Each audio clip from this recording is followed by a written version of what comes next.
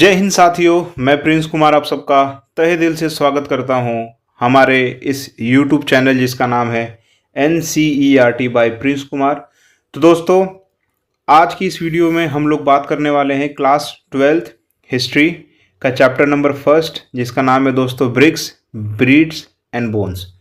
तो दोस्तों, आप लोग के एग्ज़ाम्स जो हैं मिड सेमेस्टर के बहुत करीब हैं हिस्ट्री के, तो हम लोग जो हैं रिवीजन कर रहे हैं, एक एक चैप्टर का जो है रिवीजन करेंगे। उससे क्या मोस्ट एक्सपेक्टेड क्वेश्चन आप लोगों के एग्ज़ाम के अंदर पूछे जाएंगे, उन तमाम सवालों को जो है हम लोग डिस्कस करेंगे इस वीडियो के अंदर। तो अभी हम लोग पहला चैप्टर डिस्कस कर रहे हैं, इसके बाद में सेकंड चैप्टर डिस्कस करेंगे हम लोग। इसी तरह से करते करते जो है आप लोग के मिड सेमेस्टर के पूरे सिलेबस को हम लोग जो है ख़त्म कर देंगे। उसके बाद में मैं आप लोग को पेपर सॉल्व कराऊंगा प्रीवियस ईयर के। तो आप लोग को क्या करना है, आप लोग को इस वीडियो को लास्ट तक देखना है और आप लोग का जो है रिवीजन बहुत कम समय में बहुत बेहतर क्वेश्चंस की सहायता से हो जाएगा। तो आप लोग को जो है पूरी वीडियो को लास्ट तक देखना है और एक एक सवाल को बेहतर तरीके से समझने का प्रयास करना है। तो चलिए दोस्तों, बिना किसी देरी के इस वीडियो को शुरू करते हैं। तो पहला चैप्टर आप लोगों का जो है ब्रिक्स, ब्रीड्स एंड बोन्स है।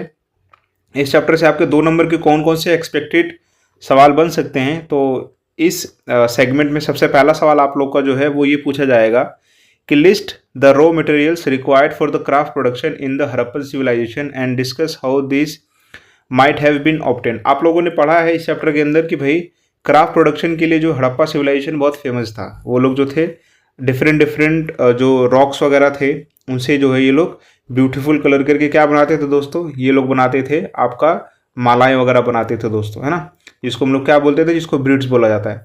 तो ये लोग इस चीज़ के लिए बहुत फेमस थे क्राफ्ट प्रोडक्शन के लिए। तो उसके लिए जो रॉ मटेरियल चाहिए होता है, जो कच्चा माल चाहिए होता है, ये लोग कहाँ से उसका व्यवस्था करते थे, मैनेज कहाँ से करते थे। तो इन तमाम इस वाले सवाल में आपसे ये पूछ रहा है। तो देखिए क्या बोल रहा है कि the variety of materials use to make beads is remarkable. भैया जो आपको, सॉरी ये बीड्स है, ये गलती से मिसप्रिंट हो गया, ब्रीड्स, ये बीड्स होना चाहिए, ठीक है, ये गलती से मिसप्रिंट हो गया है। तो बीड्स बनाने के लिए जो है इनके पास रॉ मटेरियल लोग बहुत अलग अलग तरीके से ये लोग जो है उसका मैनेजमेंट करते थे। सबसे पहले क्या था, स्टोन लाइक कार्नेलियन। कार्नेलियन जो होता है एक तरह का पत्थर होता है दोस्तों, एक रेड कलर का जो है बहुत ब्यूटीफुल, आप लोगों ने कई बार देखा होगा, लोग जो है अंगूठियाँ पहनते हैं, ठीक है, कई बार वो जो है मालाएं वगैरह पहनते हैं, ब्यूटीफुल स्टोन होता है ये।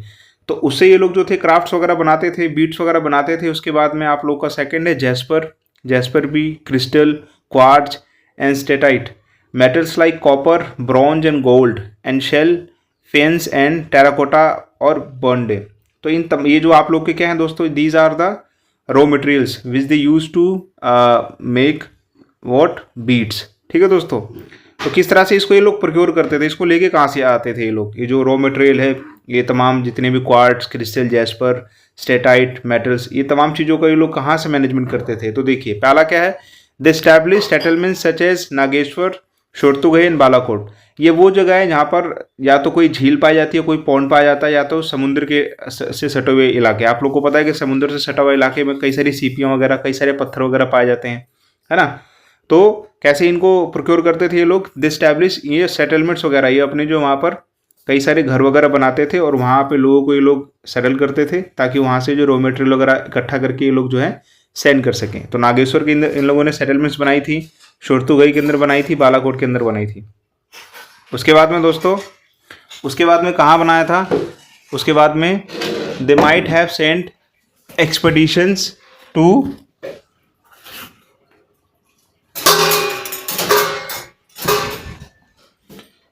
They might have sent expeditions to areas such as the Khetri region के अंदर दोस्तों इन लोगों ने जो है राजस्थान के वहाँ पर अपनी सेटलमेंट स्टैब्लिश कर रखी थी, जहाँ से लोग जो है इनको रॉ मटेरियल सप्लाई करते थे। तो इन सब चीज़ों से जो साउथ इंडिया के अंदर गोल्ड की इन लोगों ने सेटलमेंट्स बना रखी थी, ठीक है। खेतरी राजस्थान के अंदर इन्होंने कॉपर के लिए बना रखी थी। तो इस तरह से ये लोग जो है अपने क्राफ्ट प्रोडक्शन को मैनेज करते थे हड़प्पा सिविलाइजेशन के अंदर, है ना, और ये लोग रॉ मटेरियल को इस तरह से जो है प्रोक्योर करते थे। तो आप लोग को पता होना चाहिए, सवाल जो बहुत इंपॉर्टेंट है, इससे पूछा जा सकता है आप लोगों से क्राफ्ट के बारे में, क्योंकि क्राफ्ट जो थी उन लोगों की एक स्पेशलिटी थी। आगे बात करते हैं क्वेश्चन नंबर सेकंड के बारे में कि our knowledge about the Indus valley civilization is poorer than that of the other civilizations. क्या रीज़न है कि भाई हम लोगों के पास जो जानकारी है हड़प्पा सिविलाइजेशन के बारे में वो बहुत कम है। कंपैरिजन टू अदर जो सिविलाइजेशन है। फॉर एग्जांपल आप लोगों ने क्लास 11 के अंदर मेसोपोटामिया सिविलाइजेशन पढ़ी होगी, ठीक है, इजिप्ट की सिविलाइजेशन है, उन सब के बारे में हमारे पास जो है प्लेंटी ऑफ इंफॉर्मेशन, बट हमारे पास जो है इंडस वैली सिविलाइजेशन के बारे में नॉलेज बहुत कम है। तो उसके पीछे क्या रीज़न है? तो देखिए, सबसे पहले रीज़न क्या है, the script of that age has hitherto and not be deciphered. जो इंडस वैली सिविलाइजेशन की जो स्क्रिप्ट है ना, वो डिसाइफर नहीं की जा सकती, उसको पढ़ा नहीं गया है। जब तक स्क्रिप्ट को हम पढ़ेंगे नहीं, तब तक उसकी जो खास बात है उसको हम लोग समझ नहीं पाएंगे। तो स्क्रिप्ट को हम लोग पढ़ ही नहीं पाए, सबसे पहला रीज़न तो ये हो गया, जिसकी वजह से जो है हम लोग को जो हिडन इन्फॉर्मेशन है इंडस वैली सिविलाइजेशन का, वो हमको नहीं पता चल पाया। सेकेंड रीज़न क्या है दोस्तों? सेकेंड रीज़न है the easy method behind seeking knowledge about the other civilization such as that of Egypt, Mesopotamia, China was the deciphering of their scripts. Script is the sole basis through which we can gather through knowledge about the art literature. तो ये क्या बोल रहा है कि भैया बाकी सब सिविलाइजेशंस का हम लोग को नॉलेज इतना बेहतर इसलिए हो गया है क्योंकि उनकी स्क्रिप्ट को हम लोगों ने बहुत इजीली डिसाइफर कर लिया है। डिसाइफर का मतलब होता है स्क्रिप्ट को पढ़ना, समझना, ठीक है। और अगर आप स्क्रिप्ट समझ जाते हो तो आप कई सारी चीज़ों को समझ जाते हो। जैसे आर्ट के बारे में, आपको लिटरेचर के बारे में पता चल जाएगा, कस्टम्स कौन कौन से रीति रिवाज थे, ड्रेसेस किस तरह के कपड़े वगैरह पहनते थे, फंक्शंस के बारे में, रिलीजन के बारे में कई सारी इन्फॉर्मेशन हमको पता चल जाती है। ये तमाम इन्फॉर्मेशन हमको नहीं पता चल पाई क्योंकि we could not decipher the script of Indus valley civilization. आगे बढ़ते हैं क्वेश्चन नंबर 3 के बारे में। What were the confusion in the mind of Cunningham while studying Harappan civilization? तो भैया हम लोग को पता है कि कनिंघम जो था, कनिंघम ने हड़प्पन सिविलाइजेशन को जो है अच्छी तरह से स्टडी किया था। तो क्या कन्फ्यूज़न था कनिंघम को? तो देखिए, कनिंघम को सबसे बड़ा कन्फ्यूज़न ये था ना कि कनिंघम ने जो किताबें पढ़ी थी वो किसकी रेफरेंस की किताबें थी? तो ये थी चाइनीज़ बुद्धिस्ट पिलग्रिम्स जो इंडिया के अंदर आए थे, तो उनके द्वारा लिखी गई किताबों को कनिंघम ने स्टडी किया था। और उन बुक्स के अंदर क्या लिखा था? उन बुक्स के अंदर लिखा था कि भाई इंडिया का जो हिस्ट्री है वो कहाँ से स्टार्ट होता है? इंडस वैली सिविलाइजेशन से, ठीक है। तो ये कनिंघम का सबसे बड़ा क्या था दोस्तों? कन्फ्यूज़न था। जबकि इंडस गंगा वैली से पहले जो था वो कौन सा सिविलाइजेशन था? इंडस वैली सिविलाइजेशन, ठीक है। तो ये उसका कन्फ्यूज़न था। फिर नेक्स्ट क्वेश्चन आप लोगों से क्या पूछा जा सकता है कि what were the differences in the techniques adopted by Marshall and Wheeler? ये दोनों जो थे दोस्तों अलग अलग आर्कियोलॉजिस्ट थे, तो इन्होंने अलग अलग टेक्निक्स को जो है फॉलो किया था, ठीक है, हड़प्पा सिविलाइजेशन को स्टडी करने के लिए। सबसे पहले मार्शल जी ने क्या टेक्निक को जो है इम्प्लीमेंट किया था? Marshall tending to excavate along regular horizontal. तो भी मार्शल जी ने जो है एक्सकेवेट करने यानी खुदाई करने के लिए हॉरिजॉन्टल मेथड का यूज़ किया था। हॉरिजॉन्टल का मतलब क्या होता है दोस्तों? इस तरह से खुदाई करना, इस तरह से, ठीक है, इसे बोलते हैं हॉरिजॉन्टल। और वहीं पर जो कनिंघम जी थे, व्हीलर जो थे, वो कौन सी टेक्निक को फॉलो करते थे? वो वर्टिकल, इस तरह से खुदाई करने की टेक्निक को फॉलो करते थे, ठीक है। हाँ, फॉर एग्जांपल मान लीजिए कि ये ज़मीन है, तो आपके मार्शल जी ने बोला कि इस तरह से खोदो, इस तरह से, ताकि वाइड एरिया को जो है हम लोग उसके नीचे से चीज़ों को कर सकें। लेकिन वहीं पर जो आपके व्हीलर जी जो थे वो बोलते थे कि नहीं, वर्टिकल खोदना चाहिए हम लोग को इस तरह से, ताकि हम ज़्यादा डीप जा सकें और ज़्यादा चीज़ों को जो हम लोग रिकवर कर सकें। तो ये दो अलग अलग टेक्निक थी। फिर अगर नेक्स्ट क्वेश्चन आप लोगों से क्या पूछा जा सकता है कि burials is better source to trace social differences prevalent in the Harappan civilization discuss. ये बोल रहा है कि जो बरियल्स होते हैं, जो कब्र वगैरह होते हैं, वो किस तरह से जो सोशल डिफरेंसेस, जो समाज के अंदर अंतर होता है, उसको समझने में बहुत हेल्प करते हैं। तो भाई बिल्कुल हेल्प करते हैं। तो देखिए किस तरह से हेल्प करते हैं। तो आप लोगों ने पढ़ा है कि at burials in Harappan sites, the dead were generally laid in pits. Sometimes there were differences in the way the burial pit was made. In some instances, the hollowed out spaces were lined with bricks. देखिए, अमीर लोगों की जो कब्र वगैरह होंगी वो किससे? साधारण धातु वगैरह से, मिट्टी वगैरह से बनाई जाएगी। उनकी कब्रों के अंदर मिट्टी के मृत भांड बर्तन वगैरह रखे जाएंगे, ठीक है, कोई महंगी चीज़ नहीं रखी जाएगी। तो इससे हम लोग अंदाज़ा लगा सकते हैं कि भाई वो जो है एक पुअर इंसान का कब्र है। और वहीं पर अगर कोई रॉयल फैमिली से होगा तो रॉयल फैमिली की जो कब्र होगी वो अच्छी मेटल से बनी होगी, जिसको जो लाश होगी उसने कई सारे जो है दोस्तों आपके गहने वगैरह पहन रखे होंगे सोने वगैरह के। उसके बाद में उसके कई सारे सामानों को उसके अंदर रखा जाएगा, है ना। तो इससे भी हम लोग पता कर सकते हैं कि भाई कब्र से भी जो हम लोग सामाजिक डिफरेंसेस, सोशल डिफरेंसेस का जो है हम लोग चीज़ों को ट्रेस कर सकते हैं। तो ये सवाल था। उसके बाद में नेक्स्ट क्वेश्चन आप लोगों से पूछा जाएगा कि write a note on the drainage system of Harappan civilization, कि हड़प्पा की जो सबसे खूबसूरत चीज़ थी उनकी ड्रेनेज सिस्टम थी। तो उस पर भी आप लोगों से जो है सवाल पूछा जा सकता है, तो इसको डिस्कस करते हैं। One of the striking features of its town was well plan drainage system, कि भैया उनका जो नगर नियोजन जो था उसमें सबसे बेहतर चीज़ थी इनका जो जल निकास की प्रणाली थी। The drains were made of mortar, lime and gypsum. ठीक है भैया, तो जो उनके नालियाँ वगैरह थी इनको मोर्टार से बनाया गया था, ठीक है, लाइम से बनाया गया था, जिप्सम से बनाया गया था। They were covered with the big bricks, नालियों को जो है ढका गया था ईंटों से। Which could be lifted easily to clean drain smaller drains from house on both the sides. भैया घरों के दोनों तरफ जो थी नालियाँ बनाई गई थी, ठीक है, और घरों का गंदा पानी जो होता था वो नालियों के अंदर स्टोर होता था। तो इस तरह से जो इनका ड्रेनेज सिस्टम है। आगे बात करते हैं 4 नंबर में आपके किस तरह से सवाल पूछे जा सकते हैं। तो सबसे पहला सवाल आप लोगों से ये पूछा जाएगा कि discuss the functions that may have been performed by rulers in Harappan society. किस प्रकार की जो है वो लोग फंक्शंस वगैरह परफॉर्म करते थे हड़प्पन सोसाइटी के अंदर, तो उसके बारे में हम लोग को समझने का प्रयास करना है। तो एक एक करके जो है सारे फीचर्स को समझते हैं। सबसे पहला देखिए, some archaeologists are the opinion that Harappan society had no rulers and that everybody enjoyed equal status. कई सारे जो इतिहासकार या फिर जो पुरातत्वविद हैं, आर्कियोलॉजिस्ट हैं, उनकी ये थ्योरी है कि हड़प्पन सिविलाइजेशन के अंदर कोई राजा नहीं था, सब इक्वल स्टेटस इंजॉय करते थे। Others feel there was no single ruler but several, और कईयों का ये मानना है कि वहाँ पर केवल एक राजा नहीं कई सारे राजा थे। तो अलग अलग इसके ऊपर थ्योरी है। नेक्स्ट आप लोगों का क्या है कि there are indications of extraordinary uniformity of Harappans artifacts as evident in pottery seals, weight and bricks. Notably, bricks, though obviously not produced in any single center, were of uniform ratio throughout the region from Jammu to Gujarat. तो ये इसके अंदर क्या बोल रहा है कि कई सारी जो हैं मुद्राएं वगैरह जो हैं मिली हैं, ठीक है दोस्तों, ईंट की भी मिली हैं।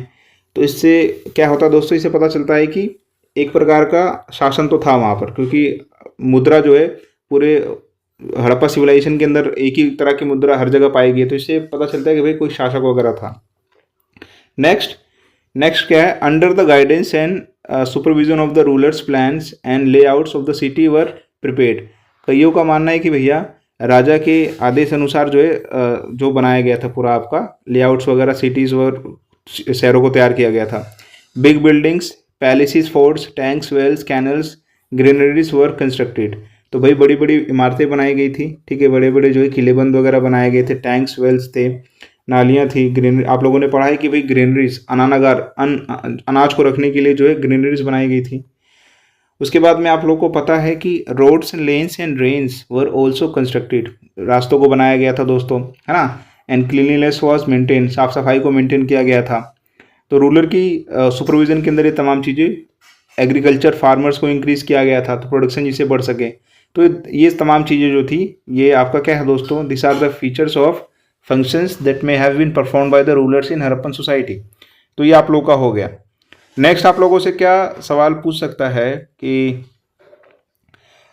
How can you say that the Harappan culture was an urban one. कैसे हम लोग को पता चलेगा कि भाई हड़प्पन जो कल्चर था वो एक शहरीकरण था, एक शहर था, एक तरह से अर्बन था।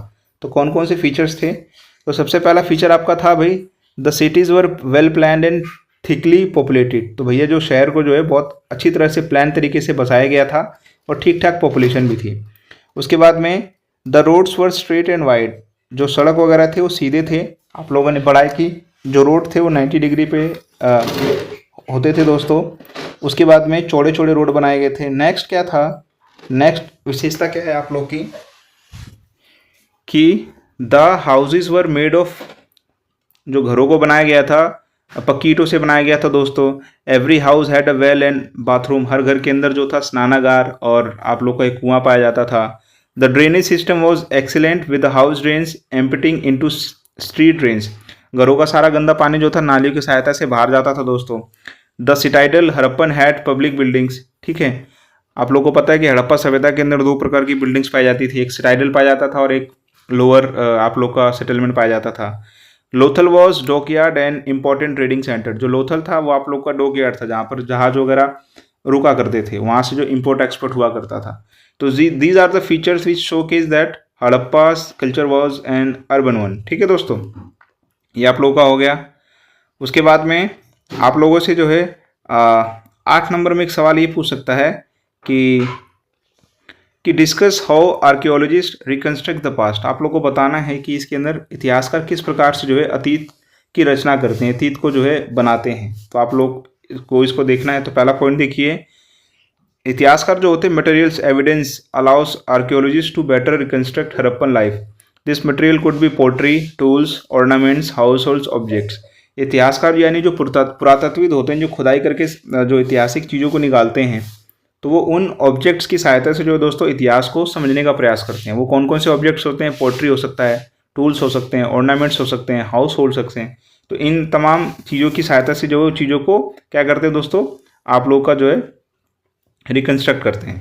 Next, recovering artifacts is just the beginning of the archaeological enterprise. Archaeologist then classify their finds. ठीक है, सामानों को खोद करके निकाल लेने के बाद जो है असली कहानी वहाँ से शुरू होती है। फिर आर्कियोलॉजिस्ट जो है उनको अच्छी तरह से क्लासीफाई करते हैं अलग अलग चीज़ों के अंदर। उसके बाद में नेक्स्ट क्या है दोस्तों, the second and the more complicated is in terms of functions. Archaeologist have to decide whether for instance an artifact is tool और एन ऑर्नामेंट्स। ठीक है, बोथ और something mean for ritual use. सबसे second जो सबसे important चीज़ होती है archaeologist के सामने कि भाई वो डिसाइड करते हैं कि भाई आर्टिफैक्ट जो कोई सामान मिला है वो टूल है, कोई औजार है या कोई ऑर्नामेंट है। ठीक है, इनके लिए सबसे बड़ी चुनौती ये होती है। नेक्स्ट क्या होता है कि भैया an understanding of the function of an artefact often shaped by its resemblance with present day things, beads, querns, stone blades and pots are obvious examples. Next आप लोग का क्या है, archaeologists also try to identify functions of artifact by investigating the context in which it was found। कई बार जो सामान खोद के निकाला जाता है तो उसका जो समझने का प्रयास किया जाता है कि इसका यूज़ कहाँ किया जाता होगा। ठीक है, फिर उससे जो है इतिहास को समझने का प्रयास किया जाता है। कई सारी प्रॉब्लम्स भी फेस करते हैं आर्कियोलॉजिस्ट। ठीक है, evident attempt to reconstruct religious practices. कई बार सामान को निकालते समय सामान टूट जाता है दोस्तों, है ना। कई बार वो सामान बहुत पवित्र होता है। तो इस तरह से जो कई सारी प्रॉब्लम्स वगैरह भी फेस करनी पड़ती हैं। तो दीज आर द तरीके जिसकी वजह से जो है आर्कियोलॉजिस्ट पास्ट को क्या करते हैं, रिकंस्ट्रक्ट करते हैं। तो ये कुछ सवाल आप लोग के एग्जाम में फर्स्ट चैप्टर से पूछा जा सकता है। तो आप लोग इन सवालों को देख लीजिए, आप लोग स्क्रीनशॉट लेकर लिख भी सकते हैं। तो ये कुछ सवाल हैं जो आप लोग के first chapter bricks, beads and bone से आप लोगों से जो है पूछे जा सकते हैं। तो उम्मीद करता हूँ कि आप लोग को जो है फर्स्ट चैप्टर के इंपॉर्टेंट क्वेश्चन समझ में आए होंगे। अगर आप लोग को वीडियो अच्छी लगे तो प्लीज़ आप लोग मेरे चैनल से जुड़ सकते हैं जिसका नाम है NCERT बाय प्रिंस कुमार। आप लोग चैनल को सब्सक्राइब कर दीजिए और वीडियो को लाइक कर दीजिए, कमेंट कर दीजिए और बने रहिए। नेक्स्ट वीडियो में जल्दी ही लेके आ रहा हूँ सेकंड चैप्टर के बारे में। तो जय हिंद दोस्तों।